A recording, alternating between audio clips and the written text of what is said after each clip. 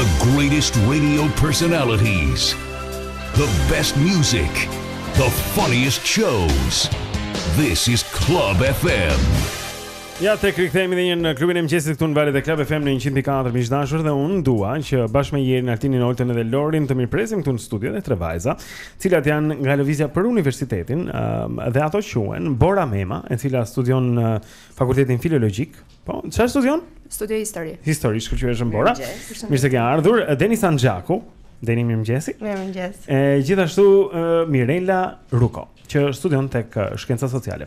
Tani, njerëzit e kanë parë, ka një lëvizje e cila quhet për universitetin, e cila në thelb kundërshton reformën ose projekt reformën për arsimin e lartë dhe ju shpesh keni organizuar protesta që kanë qenë para kryeministrisë, kanë qenë fakultet, kanë pasur edhe ato ca simbolika si ai borxhi studentor që tërhiqet zvarr në bulevard dhe kjo rezistencë ka vazhduar për një periudhë relativisht gjatë.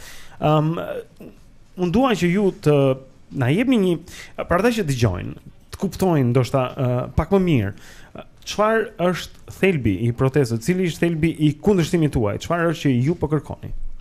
Lëvizja për universitetin u themelua si përgjigje e ngritjes së komisionit për arsimin e lartë dhe kërkimin shkencor, i cili kishte për detyrë, i emëruar nga kryeministri, kishte për detyrë të hartonte reformën e re e cila do të sillte revolucionin e madh në arsimin e lartë edhe fushën e kërkimit shkencor. Ndjej një ton ironie në mënyrën se si shprehesh? Po me të drejtë besoj.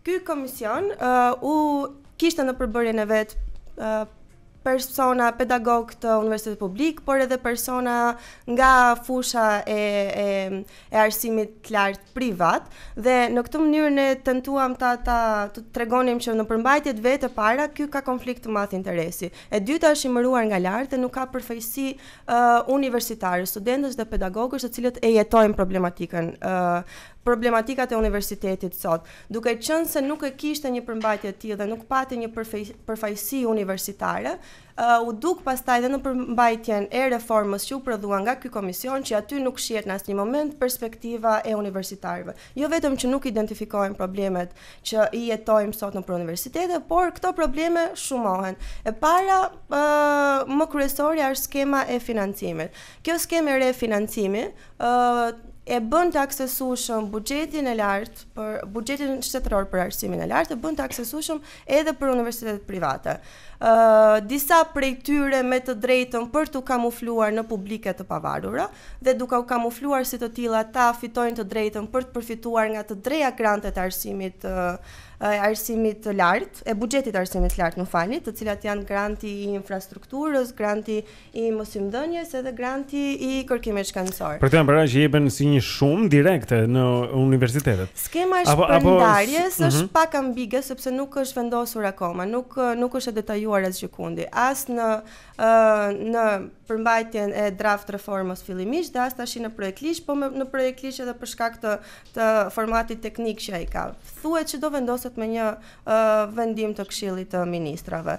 Mirë po, drejt për drejt, universitetet private, edhe pa e ndryshuar statusin e tyre, përfitojnë nga granti i ekselencës dhe nga granti i kërkimit shkencor. Ndërkohë, duke ndryshuar statusin e tyre në fondacione jo fitimprurse, që është shumë e çuditshme duke njohur shoqërinë shqiptare dhe duke njohur se si kanë funksionuar deri tani bizneset private, këta përfitojnë pastaj edhe nga fondet e zhvillimit të infrastrukturës dhe fondi i mosimdhënies. Kjo është linja kryesore pra ju nuk doni që këto para të cilat janë të pamjaftueshme edhe për universitetin publik, siç është deri tani, se buxheti i arsimit lartë asnjëherë nuk ka qenë në nivelin e kërkuar nga shoqëria, apo po ta krahasosh edhe me vendet fqinj pa shkuar tek vendet zhvilluara, të mos shkojnë drejtime të paditura për të bërë çanta vëth e bizhu për gra pronarësh, universitetesh etj etj.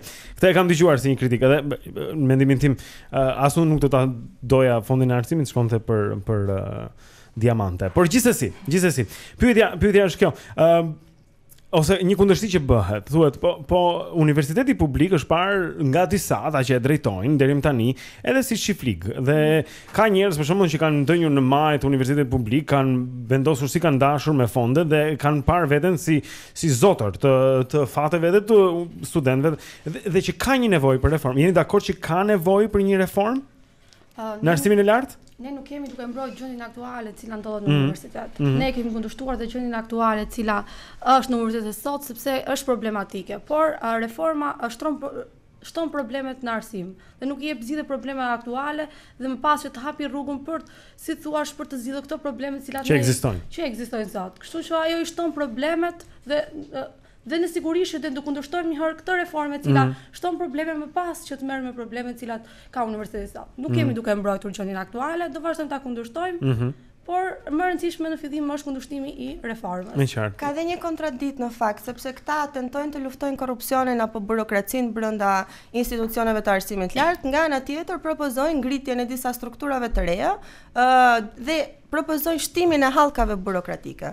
Në këtë ligj parashikohet ngritja e 3 agjencive të reja që do merren me rankimin e performancës universiteteve dhe pastaj me shpërndarjen e fondeve. Për shembull, ky rankimi është i çik shumë e çuditshme sepse është duke vlerësuar performancën e universiteteve e para si mund ta masësh ti edukimin, do merresh në parametra që janë një çik teknik, hapësira, infrastruktura, numër pedagogësh për numër studentësh. Ato që janë të madhshme janë kollaj. Janë shumë të kollajshme dhe e dim metra katror për student. Po, e dim që bizneset, universitetet private, më fal që më doli kështu në mënyrë të pavëdijshme, bizneset, i kanë arritur këto pasi kanë pasur të ardhurat për të investuar dhe rregulluar infrastrukturën e tyre. Ndërkohë që buxheti i shtetit për arsimin e lartë ka gjithmonë duke u rrudhur dhe ka munguar gjithmonë investimin në infrastrukturë. Tani si mundesh ti? Pra universiteti dënohet për fonde që si ka patur. Absolutisht po, sepse ju duke i vendosur në kushte të barabarta, konkurrencë sipas tyre, dhe ai me performancë më dobët do nxirret të skualifikohet nga loja. Ku është tu pastaj roli social i shtetit i cili duhet të investojë për publikën, për arsimin, për institucionet veta, ndërkohë që me këtë ligjin e ri, ajo që parashikohet është vetëm falimentimi i disa institucioneve që nuk arrin të përshtaten ndonë tregut. Dhe ne dënojmë këtë se nuk mund të jetë dregu njësia matëse e arsimit apo universiteteve, por arsimi i lartë duhet të qëndrojë i distancuar prej tregut në mënyrë që të jetë në gjendje të bëj kritika atje. Bora, si jeni organizuar? Çfarë si ka lindur e gjitha kjo? Kush e drejton lëvizjen tuaj?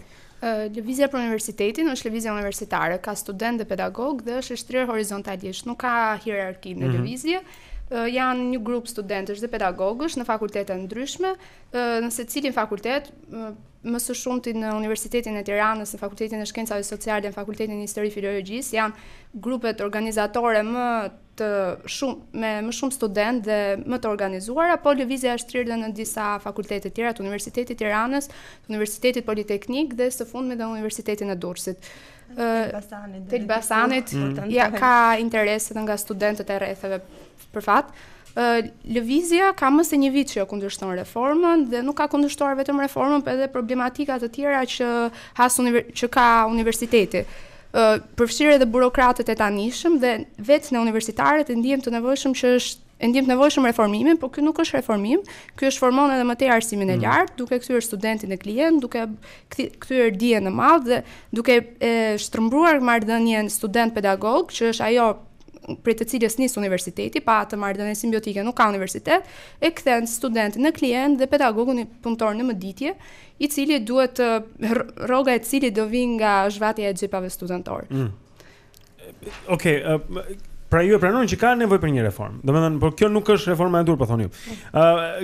Lëvizja për universitetin është ngritur enkas për të kundërshtuar reformën apo ka ekzistuar aty edhe para reformës për të përballur me këto probleme që universiteti ka patur? Po edhe në vazhdimsi, se ne e dim që gjithmonë ka pasur probleme. Edhe projekti propozuar momentalisht nuk u shpik nga kjo qeveri aktuale, që një iniciativë e qeverisë së kaluar prej 2011-s, atëherë pati një lëvizje studentore universiteti në rrezik. Unë jam një ndër ato aktivista tani mbaruar studimet për ekonomi, po vazhdoj të merrem me kauzën universitare, që tentoj të ngrinte këto problematika. Atëherë kanë qenë përveç skemës financiare, kanë qenë edhe çështja e stazhit, praktika mësimore për profesionet të rregulluar, të cilat duhej të kryej pa të ardhura, dhe ne po e dënonim këtë gjë duke thënë se sot studentët jo vetëm që nuk kanë kushtet e duhura të studimit, jetesës dhe tarifat po rriten gradualisht vit pas viti, por sot ata janë dhe një krah pune pa pagesë për bizneset të cilat mund të shfrytëzojnë ata me vit pas viti, duke mos jo vetëm që nuk taksohen përfitimet e tyre, po sot po shfrytëzojnë një krah pune komplet të papaguar, që është ai studentor, dhe pastaj ka qenë çështja e TOEFL-it atëherë. Domethënë ka pasur nisma të tilla. E kuptoj, domethënë nuk është e re me këtë reformë, por ekziston dhe një lloj rezistence ndaj manovrave që po bëheshin edhe me atë lëvizje që ishte e paraprinte reformën.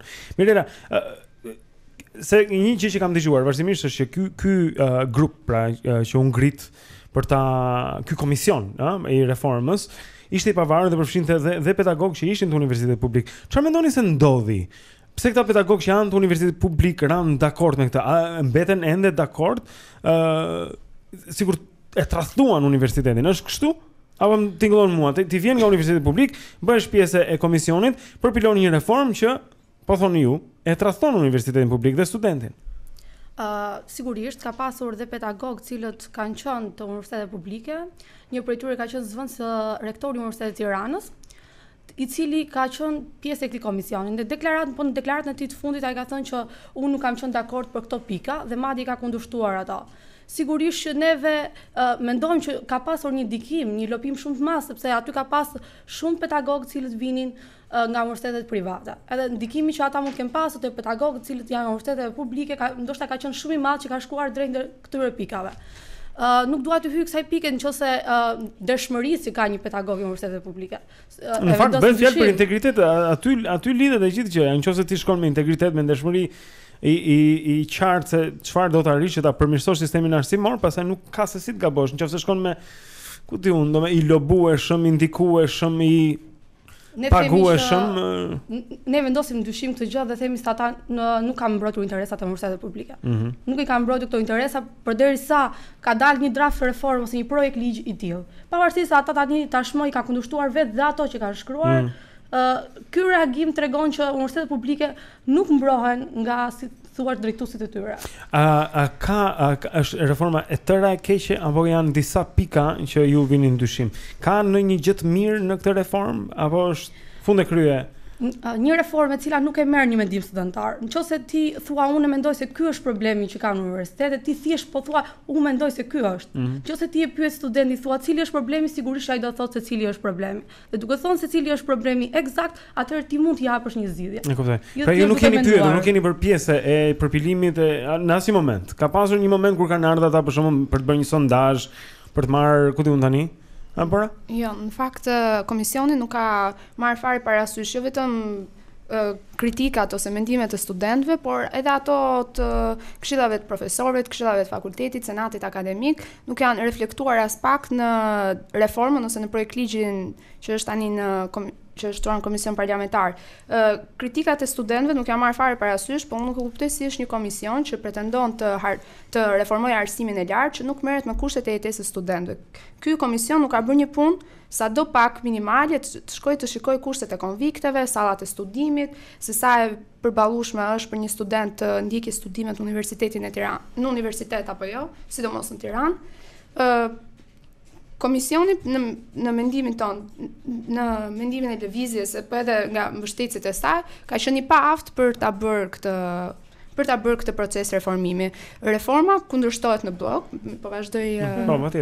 Reforma kundërshtohet e gjitha për shkak të mënyrës se si ajo erdhi, për shkak se nuk që as pak demokratike, nuk janë marrë parasysh fare mendimet e universitarëve, për shkak dy shtyllat kryesore në të cilat kundërshtohet reforma është shtylla financimit dhe administrimit, ku do ndahen parat në universitetet private ose do ketë forma të ndryshme se si do të çohen para në universitetet private ose privatet e kamufluar në publik të pavarur, edhe një problem tjetër do jetë administrimi i universitetit, kur siç e thatë Deni, do jenë këto strukturat paralele për menaxhimin E kam parasysh që ndan profesoratin nga ana administrative.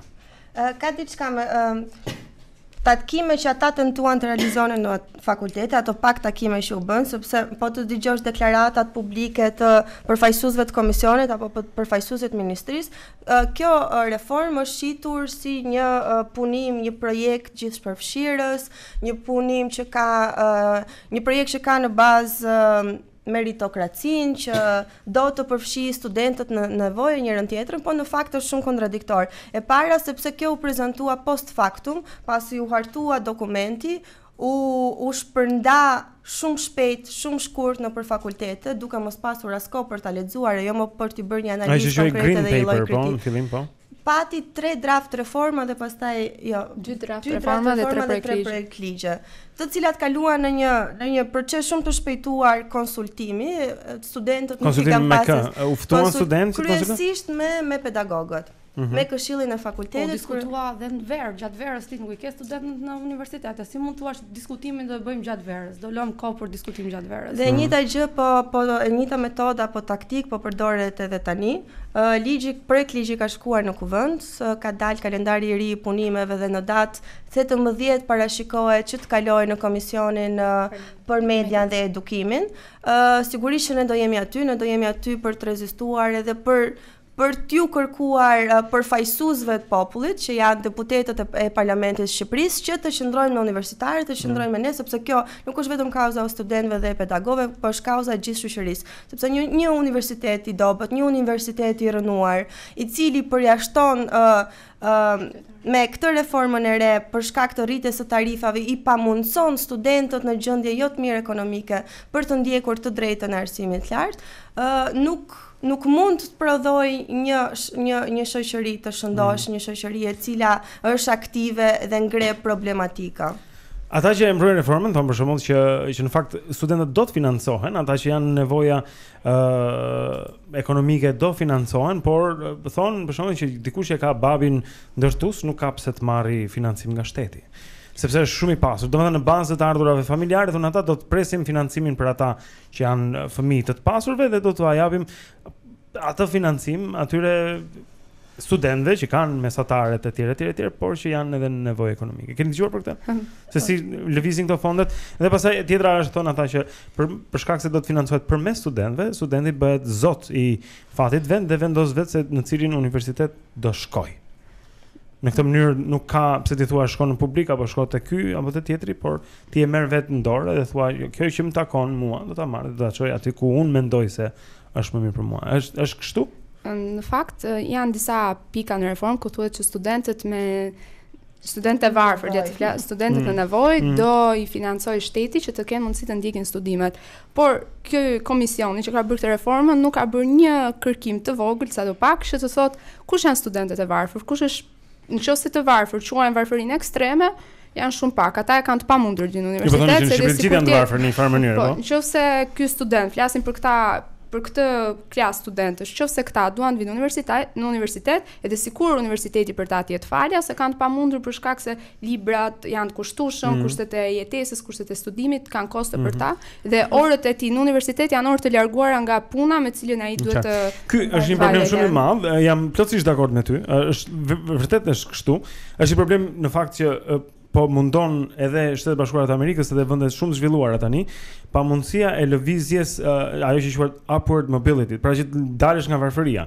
Qofse universiteti fillon me, po themi, 20.000 në vit, për shembull, dikush që është I varfër as mund ta mendoj, kështu që çimentohet shkalla e tij në shoqëri që ai që lindi varfër vdesi varfër dhe nuk ka se si të shkojë të ndjekë studimet qoftë edhe në një universitet relativisht të lirë. Këtë jemi duke kritikuar edhe ne, jo vetëm që kjo reformë tenton ta tregtarizojë dijen, pasi synon që të mbajë në funksion vetëm ato fakultetet cilat I shërbejnë më së miri tregut, sipas hartuesve të reformës dhe përfaqësuesve të qeverisë, po nga ana tjetër e shndron arsimin në një privilegj vetëm për ata persona që kanë mundësinë ekonomike.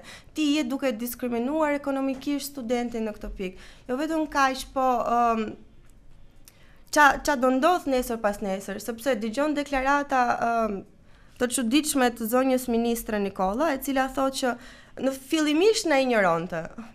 Nuk ka kundërshti, çdo gjë po shkon vaj, ne jemi në konsultime të vazhdueshme njërin tjetrin. Kur rezistenca u bën çik më organizuar dhe më këmbgulse dhe kuptuan që po ne këta studentë do jenë aty deri në fund, atëherë filluan thoshin që po ka një grup të vogël studentësh dhe pedagogësh, por nuk përfaqëson as stafin pedagogjik dhe as gjithë studentët e Shqipërisë, dhe nga ana tjetër janë me një arrogancë jashtëzakonshme, ose janë të keq informuar, këta nuk e kuptojnë, ose këta nuk preken nga kjo gjë. Domethënë, duke vendosur studentin dhe pedagogun në një marrëdhënie të drejtë për drejtë personale.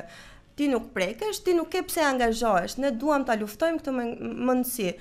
Nuk do të thotë që unë prekem drejt për drejt edhe duhet të ngrihem për një gjë, po unë si qytetar aktiv, si person që më intereson e mira e shoqërisë dhe e mira e vendit tim, dua të ngrej zërin dhe ta kundërshtoj, sepse parimisht kjo një gjë që po bëhet, ky projekt që dëshirojnë që ta realizojnë, ta miratojnë tani në kuvend, nuk është e drejtë dhe rënon arsimin e lartë publik. Dy pyetje, po, më thuaj, më qenisë. Domethënë, efektet e reformës kanë filluar që tani, nuk është fare vërtet që ne nuk na prek. Ne kemi ndjer si vjet rritet tarifa studentare.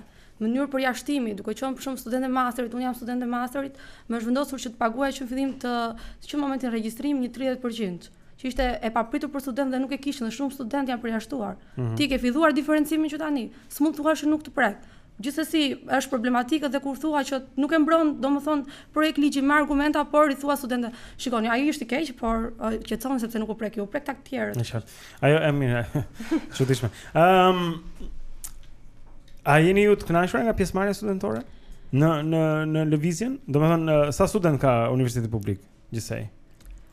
Universiteti publik në gjithë universitetet publike është një numër i ngjashëm, megjithëse nuk ka statistika, të themi vërtetën, dhe të mendosh komisioni as kaq nuk ka bërë, nuk ka një numër të studentëve në universitetet publike. Po universiteti duhet ta dinte vetë, edhe në mos komisioni, universiteti duhet ta di sa student ka. Kam përshtypjen që po, nga ata i marrin tarifat, kështu që duhet. Pikërisht.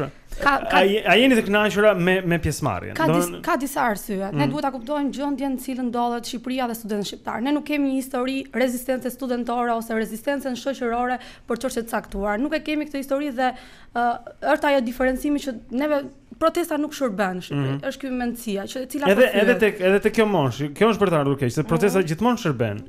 Po gjithashtu ka dhe disa faktorë tjerë. Për shembull student, po ta shikonin që çfarë kemi vendosur në re është se në marshime na bashkohen shumë studentë se sa të cilët rrinë përballë kryeministrisë.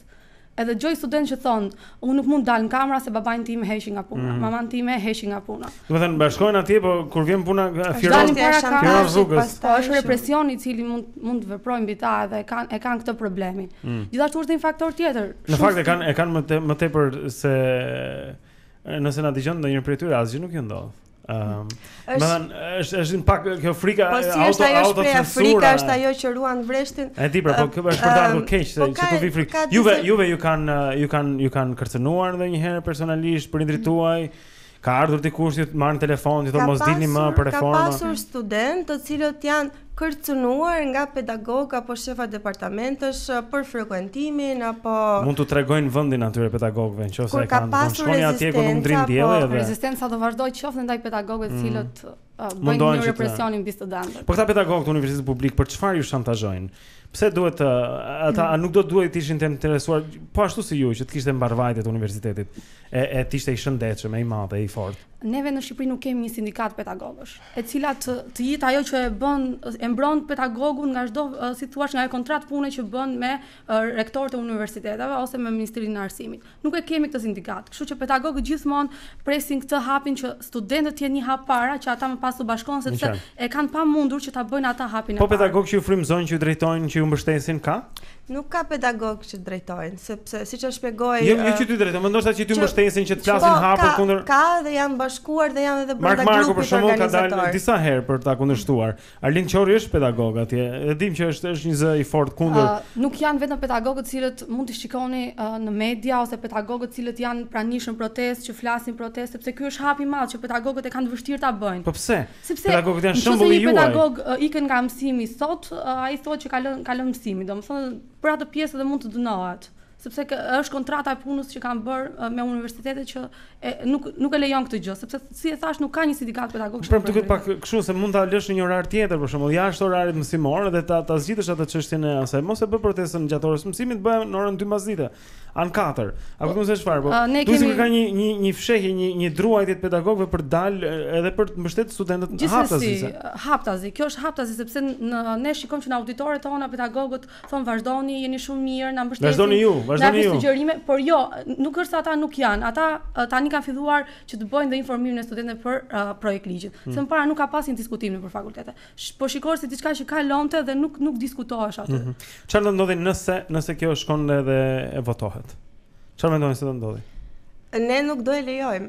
Ne do bëjmë rezistencë deri në momentin që do e kthejmë mbrapsht të reformë dhe propozojmë një proces të ri reformimi i cili nis nga poshtë, nis nga ne, nis nga studentët, nis nga pedagogët në fakultete dhe bën një studim të mirë të kushteve të studimit dhe kushteve të jetesës së studentëve sot. Dhe gjitha këto problematika janë problematika reale që identifikohen apo reflektohen në një draft reform nesër pas nesër.